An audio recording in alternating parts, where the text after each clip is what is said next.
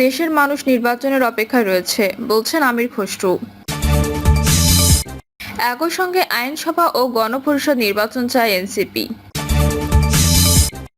BNP দুই গ্রুপের সংঘর্ষে আহত রিকশা চালকের মৃত্যু। ঢাকায় উপাধ্যক্ষকে কুপিয়ে হত্যা, ফরিদপুর থেকে দম্পতি গ্রেপ্তার। এবং সর্বশেষ জানাবো, ভোটের টার্গেট নিয়ে দল গোছাবে এনসিপি। শুনছিলেন সংবাদ শিরোনাম, এবারে বিস্তারিত। দেশের মানুষ নির্বাচনের অপেক্ষায় রয়েছে, বলছেন আমির খসরু। দেশের মানুষ নির্বাচনের অপেক্ষায় রয়েছে জানিয়ে বিএনপির স্থায়ী কমিটির সদস্য আমির খসরু মাহমুদ চৌধুরী বলেছেন, মানুষের মালিকানা ফিরিয়ে দেওয়ার জন্য মূল স্তম্ভ হচ্ছে গণতান্ত্রিক অর্ডার ফিরিয়ে আনা। গণতান্ত্রিক অর্ডার ফিরিয়ে এনে বাংলাদেশের মানুষের সাংবিধানিক রাজনৈতিক অধিকার ফিরিয়ে দেওয়ার একমাত্র পথ, আর তার বাহক হচ্ছে দেশের মানুষের ভোটে নির্বাচিত প্রতিনিধি নির্বাচন। এর অপেক্ষায় রয়েছে দেশের মানুষ।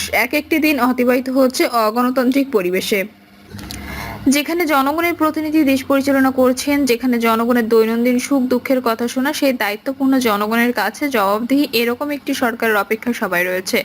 তিনি বলেন, দেশের যুবক সমাজ যারা গত 3 নির্বাচনে নিজেদের ভোট প্রয়োগ করতে পারে নাই, তাদের ভোট প্রয়োগের অপেক্ষা, নির্বাচিত প্রতিনিধির অপেক্ষায়, নির্বাচিত সরকারের অপেক্ষায় এবং দায়বদ্ধ সরকারের প্রতীক্ষায় জনগণ আছে। নির্বাচনকে পিছিয়ে দিতে নানা ষড়যন্ত্র চলছে মন্তব্য করে আমির খসরু বলেন, ইতোমধ্যে এই নির্বাচনকে পিছিয়ে দেওয়ার জন্য এবং গণতান্ত্রিক অর্ডার ফিরিয়ে দেওয়ার প্রক্রিয়াকে বাধাগ্রস্ত করার জন্য বিভিন্ন ষড়যন্ত্র চলছে। যাদের জনসমর্থন নেই, যারা জনগণের উপর আস্থা রাখতে পারছে না, তারা বিভিন্ন ধরনের মন্তব্য নিয়ে জনগণের মনে সংশয় সৃষ্টি করেছে। তিনি বলেন, গণমাধ্যমে যারা কাজ করেন তারা গত 16 বছর অনেক কষ্টের মধ্য থেকেও গুরুত্বপূর্ণ ভূমিকা পালন করেছেন। একটি মুক্ত বাংলাদেশের ফ্যাসিস্টকে বিতাড়িত করে আমরা গণতান্ত্রিক ঐক্যের পথে চলেছি। এ সময় আগামী দিনে যত তাড়াতাড়ি সম্ভব জনগণের নির্বাচিত সরকার প্রতিষ্ঠায় গণমাধ্যমের ভূমিকা যথেষ্ট গুরুত্বপূর্ণ। গণমাধ্যমকে প্রভাবিত করার চেষ্টা করা হচ্ছে, তাই গণমাধ্যমের সকলকে সাবধানে থাকতে হবে। জনগণের গণতান্ত্রিক অধিকার ফিরিয়ে আনার জন্য গণমাধ্যমকে শক্তিশালী ভূমিকা পালন করতে হবে। একই সঙ্গে আইনসভা ও গণপরিষদ নির্বাচন চায় এনসিপি। সংস্কার করে নির্ধারিত সময়ের মধ্যেই নির্বাচন সম্ভব বলে মন্তব্য করেছেন জাতীয় নাগরিক পার্টির আহ্বায়ক নাহিদ ইসলাম।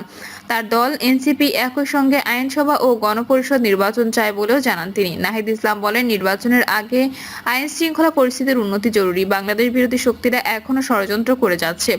বিচারের মাধ্যমে আওয়ামী লীগের ফয়সালা করা দরকার বলে মনে করেন এনসিপি আহ্বায়ক। একই অনুষ্ঠানে জাতীয় নাগরিক পার্টির সদস্য সচিব আক্তার হোসেন বলেছেন, জুলাই আগস্ট অভ্যুত্থানের মধ্যে বাংলাদেশের নাগরিকদের মধ্যে রাজনৈতিক বিপ্লব ঘটেছে। নতুন রাজনীতিতে চাঁদাবাজদের স্থান হবে না, হানাহানি টেন্ডারবাজি চলবে না। তিনি আরো বলেন, বাংলাদেশের ফ্যাসিবাদ বিরোধী যত শক্তি আছে সবাই এক হয়ে দেশের জন্য কাজ করবে। আমাদের রাজনৈতিক মিশন লক্ষ্য আলাদা হতে পারে, তবে আমরা এটা বলতে পারি যে আমরা আজ এখানে যারা সবাই ফ্যাসিবাদ বিরোধী পক্ষ।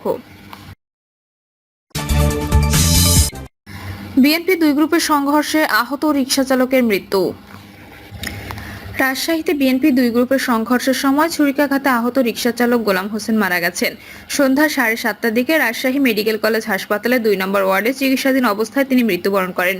নিহত গোলাম হোসেন কুমিল্লার লাকসাম উপজেলার সাহেবপাড়া মৃত আব্দুল আজিজের ছেলে। তিনি পরিবার নিয়ে রাজশাহী নগরীর দড়িখড়বোনা এলাকার ভাড়া বাসায় থাকতেন, আর রিকশা চালিয়ে তিনি সংসার চালাতেন। রামেক হাসপাতালের মুখপাত্র ডক্টর শঙ্করকে বিশ্বাস জানান, ওই সংঘর্ষের সময় রিকশা চালক গোলাম হোসেনের বুকের ডান পাশে ছুরিকাঘাত করা হয়েছিল। এছাড়া তার মাথায় আঘাত ছিল। ঘটনার পর থেকে তাই জ্ঞান ফেরেনি। তাকে নিবিড় পরিচর্যা কেন্দ্রে নেওয়া হয়েছিল। সন্ধ্যা 7:30টার দিকে তিনি মারা গেছেন। এ বিষয়ে কথা বলতে বোয়ালিয়া থানা পুলিশের ভারপ্রাপ্ত কর্মকর্তা মোস্তাক হাসানের মুঠোফোনে কল করা হলে তিনি রিসিভ করেননি। ঢাকায় উপাধ্যক্ষকে কুপিয়ে হত্যা, ফরিদপুর থেকে দম্পতি গ্রেপ্তার। রাজধানীর শান্তিনগরের হাবিবুল্লাহ বাহার কলেজের ভারপ্রাপ্ত উপাধ্যক্ষ হত্যা মামলার সন্দেহভাজন স্বামী নাজের ও স্ত্রী রূপাকে গ্রেপ্তার করেছে পুলিশ। তথ্য প্রযুক্তি সহায়তায় ফরিদপুর রেল স্টেশন থেকে তাদের গ্রেপ্তার করে উত্তরখানা থানা পুলিশ। পুলিশ বলছে, রাজধানীর উত্তরখানের পুরানপাড়া এলাকায় ভাড়া বাসায় এলোপাতাড়ি কুপিয়ে হত্যা করা হয় শান্তিনগরের হাবিবুল্লাহ বাহার কলেজের ভারপ্রাপ্ত উপাধ্যক্ষ সাইফুর রহমান ভূঁইয়াকে। এই ঘটনায় নিহতের ভাই মুজাহিদুর রহমান ভূঁইয়া বাদী হয়ে একটি এজাহার দায়ের করেন। হত্যাকাণ্ডের পর থেকে পুলিশ তদন্ত শুরু করে। ওই ফ্ল্যাটে 20 থেকে 22 বছর বয়সী একজন তরুণীকে ঘিরে সন্দেহ তৈরি হয়েছে। বিষয়টি নিশ্চিত করেও উত্তরখান থানার পরিদর্শক মোহাম্মদ জিয়াউর রহমান বলেন, উত্তরখানের পুরানপাড়া এলাকায় ভাড়া বাসায় খুন হন হাবিবুল্লাহ বাহার কলেজের উপাধ্যক্ষ সাইফুর রহমান ভূঁইয়া। ওই ফ্ল্যাটে কয়েকদিন আগে রূপা ও নাজির দম্পতি ওঠেন। এরপর ভোরে তারাই হত্যাকাণ্ড ঘটিয়ে পালিয়ে যান বলে অভিযোগ রয়েছে। তারা ঢাকা থেকে পালিয়ে ফরিদপুরে আত্মগোপন করেন। এরপর অভিযান চালিয়ে তাদেরকে গ্রেপ্তার করা হয়। গ্রেপ্তারকৃত একজনের বাড়ি ফরিদপুরে বলে জানায় পুলিশ। ভোটের টার্গেট নিয়ে দল গোছাবে এনসিপি। 5ই আগস্টের গণঅভ্যুত্থানের পর দেশের রাজনীতিতে এসেছে ব্যাপক পরিবর্তন। তরুণ নেতৃত্ব এখন দ্রুতি ছড়াচ্ছে সর্বত্র। আলোচনার কেন্দ্রবিন্দুতে রয়েছে নতুন রাজনৈতিক দল জাতীয় নাগরিক পার্টি, সংক্ষেপে এনসিপি। তবে প্রশ্ন উঠেছে, নতুন দল আসন্ন নির্বাচনের আগে দল গোছাবে নাকি নির্বাচনের মাঠে প্রস্তুত করবে, দলকে শক্তিশালী করবে নাকি প্রার্থী ও ভোটার খুঁজবে, দেশের অন্যান্য রাজনৈতিক দলের মতো রাজনৈতিক কর্মকাণ্ড পরিচালনা করবে নাকি রাজনীতিতে নতুনত্ব আনবে, এসব প্রশ্নের মধ্যে ভোটের টার্গেট নিয়ে মাঠ গোছাবে এনসিপি। দলটির একাধিক সূত্র বিষয়টি নিশ্চিত করেছে। সূত্রমতে ত্রয়োদশ জাতীয় সংসদ নির্বাচনের আগে তৃণমূল পর্যায়ে দলকে শক্তিশালী করা এবং নির্বাচনের জন্য সার্বিক প্রস্তুতি গ্রহণ করবে দলটি। প্রার্থী মনোনয়নের বিষয়ে তরুণদের পাশাপাশি বিভিন্ন শ্রেণী, পেশা ও সব বয়সের যোগ্য প্রার্থীকে সুযোগ দেওয়ার বিষয়টি বিবেচনা করা হচ্ছে। এছাড়া জাতীয় নির্বাচনের জন্য প্রার্থী বাছাই এবং দলের সাংগঠনিক কাঠামো শক্তিশালী করার লক্ষ্যে দ্রুত সময়ের মধ্যে একটি উপদেষ্টা পরিষদ গঠনের বিষয়ে ভাবছে দলটির শীর্ষ নেতারা। নির্বাচন প্রসঙ্গে জাতীয় নাগরিক পার্টির আহ্বায়ক নাহিদ ইসলাম এই প্রতিবেদকের এক প্রশ্নের জবাবে বলেন, দল আত্মপ্রকাশের পর আমরা এখন নিবন্ধনের শর্তাবলীর প্রতি গুরুত্ব আরোপ করেছি, সাংগঠনিক কাঠামো বিস্তারে মনোযোগ দিয়েছি। রোজার পর এগুলো পুরোদমে চলবে, এরপর নির্বাচন নিয়ে আমরা ভাববো। গত 28শে ফেব্রুয়ারি মানিক মিয়া অ্যাভিনিউয়ে বিশাল জমায়েতের মাধ্যমে আত্মপ্রকাশ করে এনসিপি। দলটির আংশিক কমিটি ঘোষণা করা হলেও দ্রুত সময়ে 217 সদস্যের আহ্বায়ক কমিটি অনুমোদন দেওয়া হয়। গত 4 মার্চ সাভারের জাতীয় স্মৃতিসৌধে 71-এর বীর শহীদদের প্রতি শ্রদ্ধা এবং রায়ের বাজারে 24-এর ছাত্র জনতার অভ্যুত্থানের শহীদদের কবর জিয়ারতের মাধ্যমে আনুষ্ঠানিক কর্মসূচি পালন শুরু করে এনসিপি।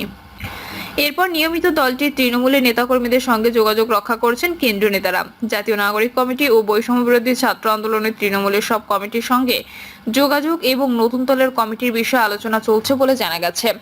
জাতীয় নাগরিক পার্টির কেন্দ্রীয় যুগ্ম সদস্য সচিব এম সুজাউদ্দিন বলেন, জাতীয় নাগরিক কমিটি সারা বাংলাদেশের প্রতিটি উপজেলায় আমাদের সাংগঠনিক ক্যাপাসিটি তৈরি করেছে। সাংগঠনিকভাবে উপজেলা কমিটিগুলো দেওয়া হয়েছিল। এরই ধারাবাহিকতায় জাতীয় নাগরিক পার্টি সূচনা হয়। জাতীয় নাগরিক পার্টি একইভাবে সারা দেশে মাঠ পর্যায়ে যারা আছেন তারা কাজ করে যাচ্ছেন। রাজনৈতিক দল হওয়ার পরিপ্রেক্ষিতে সমাজের নানা অংশের রাজনৈতিক সচেতন মানুষ, বিশেষ করে যারা জুলাই ও গণঅভ্যুত্থানে অংশগ্রহণ করেছেন, তারা আমাদের সঙ্গে নানাভাবে আলাপ করছেন। তারা যুক্ত হচ্ছেন, কথা বলছেন, আগ্রহ প্রকাশ করছেন। আমরা যেহেতু অভ্যুত্থানের পরবর্তী সময় একটি বিশাল রাজনৈতিক শক্তি, আমরা সাধারণ মানুষের কাছাকাছি ইতিমধ্যে চলে গেছি এবং মানুষের আরো কাছে গিয়ে কিভাবে তাদের আশা আকাঙ্ক্ষা পূরণ করা যায়, মানুষের কথা শোনা যায়, সেই লক্ষ্যে আমরা কাজ করছি। দলীয় সূত্রমতে আগামী জাতীয় সংসদ নির্বাচনের সব আসনেই এককভাবে দলীয় প্রার্থী দিতে চায় জাতীয় নাগরিক পার্টি। তরুণ, যুবক ও প্রবীণদের সমন্বয়ে প্রার্থিত্ব দেওয়ার ছক আঁকছে নতুন রাজনৈতিক দলটি। ভোটের মাঠে নিজেদের প্রার্থিতা বাছাই এবং দলকে তৃণমূল পর্যায়ে শক্তিশালী করার উদ্যোগও নেওয়া হয়েছে। রোজার কারণে কাজগুলো ধীরগতিতে চললেও রোজা শেষে পুরোদমে চলবে বলে জানিয়েছেন দলটির নেতারা। জাতীয় নাগরিক পার্টির একাধিক নেতা বলেন, একটি সফল বিপ্লব সম্পন্নের পর আমাদের নতুন রাজনৈতিক শক্তির আত্মপ্রকাশ। তৃণমূল পর্যায়ে আমাদের ব্যাপক সমর্থন আছে, বিশেষ করে তরুণ প্রজন্ম আমাদের সঙ্গে যুক্ত আছে। তৃণমূল পর্যায়ে দলের সাংগঠনিক কাঠামো শক্তিশালী করার জন্য সব ধরনের পদক্ষেপ গ্রহণ করা হয়েছে। রোজা শেষে মাঠে সক্রিয়ভাবে কাজ শুরু করব। এখন আমাদের নিবন্ধনের বিষয়ে কাজ চলছে। অল্প সময়ের মধ্যে নিবন্ধন পেয়ে গেলে দলীয় প্রতীক নিয়ে মাঠে যাব। এখন আমাদের জন্য সবচেয়ে গুরুত্বপূর্ণ কাজ হচ্ছে দলের গঠনতন্ত্র তৈরি করা। একই সঙ্গে দলীয় স্লোগান, ঘোষণাপত্র, সাংগঠনিক কাঠামো নিয়ে কাজ চলছে। ঈদের পরই গঠনতন্ত্র, স্লোগান, ঘোষণাপত্র ও প্রতীক নিয়ে আমরা সাধারণ মানুষের কাছে পৌঁছাতে পারবো। জাতীয় নাগরিক পার্টির আহ্বায়ক নাহিদ ইসলাম বলেন, আমাদের দল তারুণ্য নির্ভর। তারুণ্যই আমাদের শক্তি। তরুণদের উপর বাংলাদেশের মানুষের আস্থা আছে। এদেশের মানুষ নতুন নেতৃত্ব, তারুণ্যের নেতৃত্ব দেখতে চায়। তার মানে এই নয় যে আমাদের দলে শুধু তরুণরাই থাকবে। আমাদের যাত্রাপথে সমাজের নানা শ্রেণী পেশা, নানা বয়সের মানুষ যুক্ত হবেন। তাদের জন্য সেই সুযোগ থাকবে। গ্রাম পর্যায়ে আমাদের থেকে যারা বয়স্ক আছেন তাদের সঙ্গে আলোচনা হবে। আমরা খুব দ্রুতই উপদেষ্টা পরিষদ গঠন করব। সেখানে সমাজের বিভিন্ন শ্রেণী ও পেশার মানুষ, বিশেষ করে সিনিয়র সিটিজেনরাও যুক্ত হবেন। রাজনৈতিক কার্যক্রমে তারা সার্বিক সহায়তা করবেন। প্রিয় দর্শক, এই ছিল এখনকার সর্বশেষ সংবাদ। আপডেট সব সংবাদ পেতে চ্যানেলটি সাবস্ক্রাইব করে বেল আইকনটি ক্লিক করে রাখুন।